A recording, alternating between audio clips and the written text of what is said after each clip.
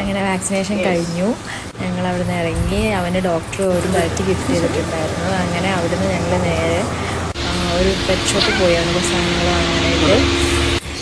അവിടെ അങ്ങനെ അവന് എന്ത് വാങ്ങണമെന്ന് ആലോചിച്ച് ഇങ്ങനെ നിന്നു. അങ്ങനെ ഒരു ക്യാപ്പ് വാങ്ങി, ഒരു ബെൽറ്റ് വാങ്ങി, പിന്നെ ഒരു വീട് വാങ്ങി. ടോയ്ലറ്റ് സോറിയുടെ സെലക്ഷനായിരുന്നു.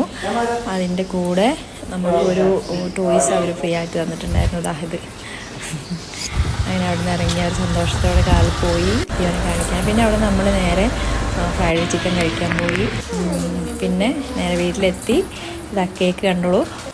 പിന്നെ നമ്മൾ ജീവനൊക്കെ റെഡിയാക്കി ബെൽറ്റൊക്കെ ഇട്ട് ക്യാപ്പൊക്കെ ഇട്ട് നേരെ കേക്ക് കട്ട് ചെയ്തു. അവന് വാക്സിനേഷൻ എടുത്തതിൻ്റെ ക്ഷീണമൊക്കെ ഉണ്ടായിരുന്നു. Happy birthday Leo.